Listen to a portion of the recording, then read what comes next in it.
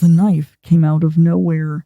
One minute I was ordering a slice of cake from the waiter. The next, there was a flash of silver. My brain registered that the waiter had whipped out a knife only after I had automatically recoiled from him, sliding further into the booth. Without conscious thought, I picked up and flicked the steaming cup of coffee at his face. The knife slashed past my face, missing my eye by a hair's breadth. I thought I saw an eyelash fall. The waiter screamed as the brown liquid plastered his face and dropped the knife. I stared wildly around. There were only 2 other guests in the diner.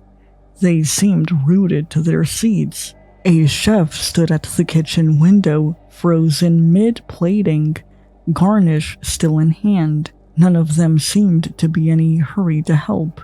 I was trapped in the booth by the window and had the option of trying to climb over the high-backed seats to the booth behind, or to clamber over the table to make a leap to the next booth in front.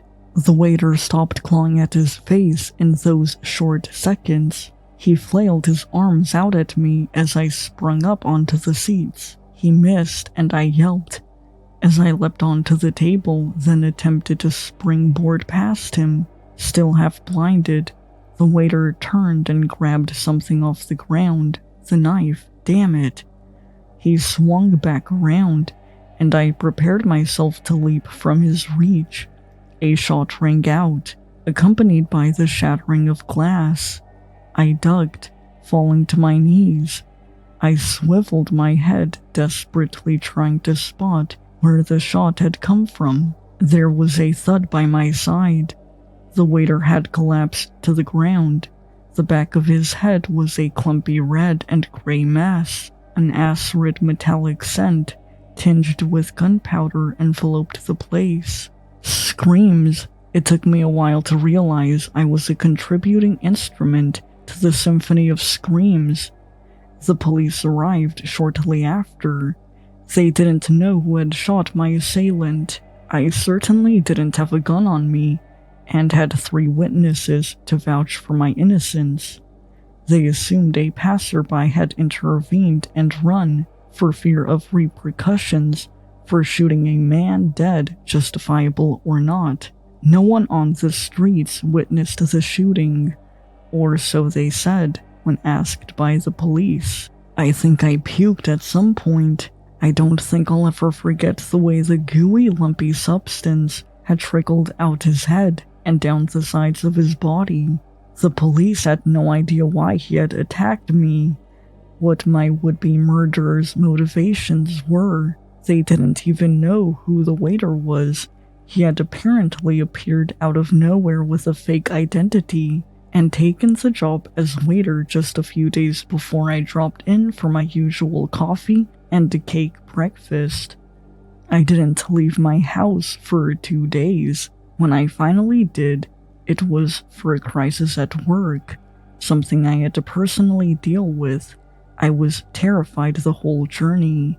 Every little thing made me jump. I made sure to mind my own business and kept my eyes averted from others.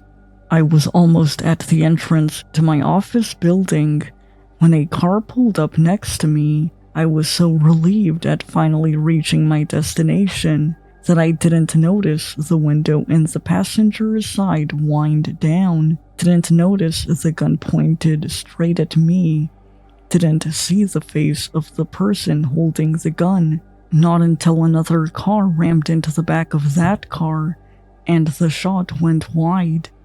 As the bullet struck the concrete wall behind me, missing my head by a couple of inches, I stared straight at the shooter.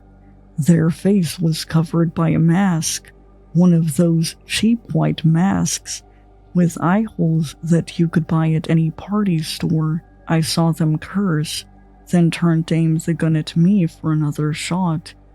Their head exploded. One moment I was looking into hard eyes gleaming through the white mask. Next, there was a headless neck perched on lifeless shoulders, Blood spattered all over the dashboard and seats. The body slumped forward. I found myself joining in the cacophony of screaming once again. Before I could recover my wits, someone grabbed me from behind, and a cloth was pressed over my mouth and nose. I struggled as they dragged me to the car. The one that had rammed into the first car and ended up saving my life. They hadn't even slammed the door shut after me when I passed out. I awoke to darkness. I was still in a state too groggy, too out of it to panic, when I heard a voice. The odd robotic timbre made it clear a modulator was being used. "You need to stay here. It's to keep you safe. It's just for a short while." I didn't respond.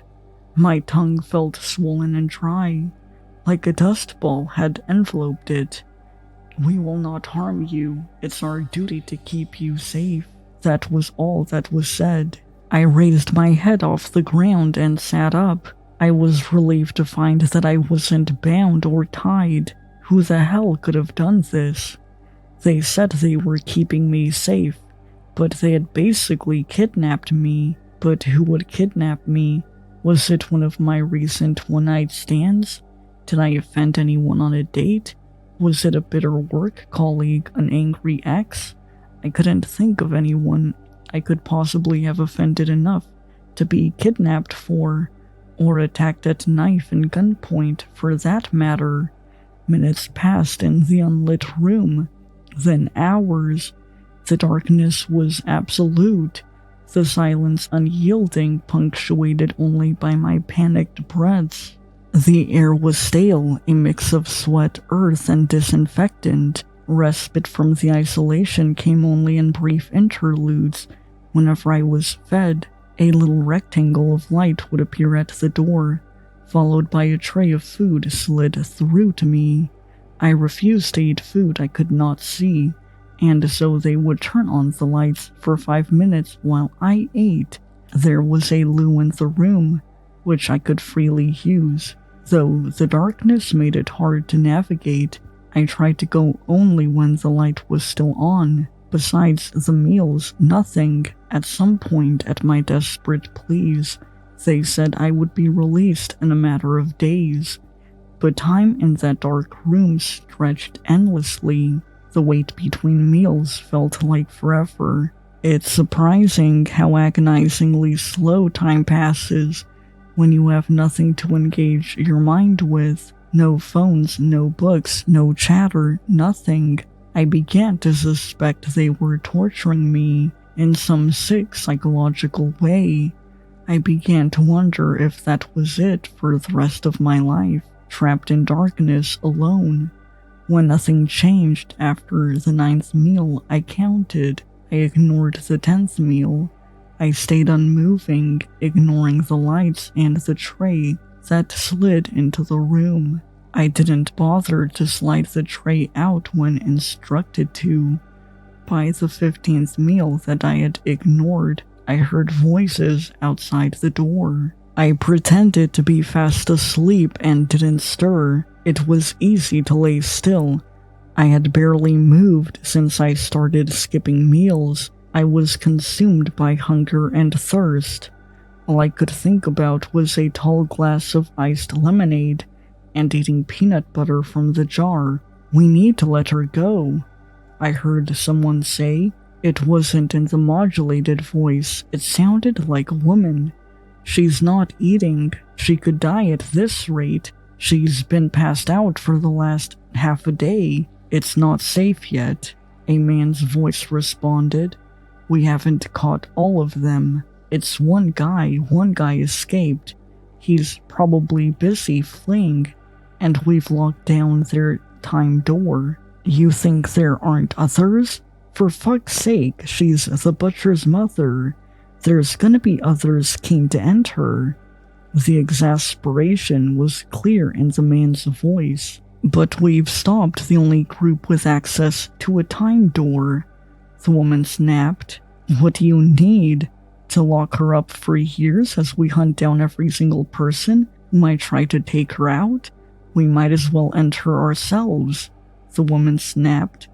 Would that be so bad? It would save hundreds of lives, the man asked. Stop it, she's innocent. She's not her son, and it's our job to keep the timeline intact. We cannot let history change. You know what could happen. She did produce a monster, the man retorted. Then he sighed. I get it, okay? I know my duty. It's just, I see why they're trying. There was silence after that. I was left alone once again. Except for the meals I ignored, I was finally certain I had been kidnapped by a bunch of crazies. I had no son, and was a proud card-carrying member of the Child Free Club. I ignored 3 more meals before I heard their voices once again, this time through the modulator. I could barely focus through the fog of deprivation. The door will be unlocked in 10 minutes. You will be free to leave then. I didn't speak. I didn't trust them. It could all be a cruel joke to give me false hope. Others will be coming for you. The voice spoke again. You have to be very careful. Take all precautions to stay safe. That was all. A while later, there was a click at the door. I struggled to my feet and almost passed out. When static encroached my vision, I pushed past the weakness and dizziness and made my way to the door. To my immense relief, it opened when I twisted the knob. I won't bore you with details of how I made it home, but I made it home safe and made a police report once I had choked down some food and water. No one tells you how much difficulty, how much stomach-twisting pain you would feel eating and drinking again after days of fasting. I sure as hell never tried to fast before, and never will again. The police were once again useless. I directed them to where I'd been held, but they gleaned nothing from the room or the surrounding area.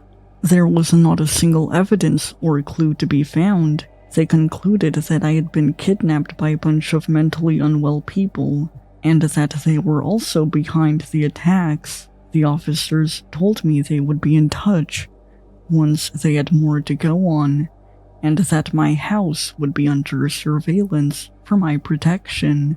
I would also be escorted to work for the foreseeable future. I took a week off work to recover from the whole ordeal, or tried to at least. It was a mind screw to say the least. I couldn't make sense of anything that had happened. Even in the safety of my home, I was drowning in fear. Every little sound made me start and reach for my baseball bat. My period of starvation also made it hard for me to consume food and drinks again.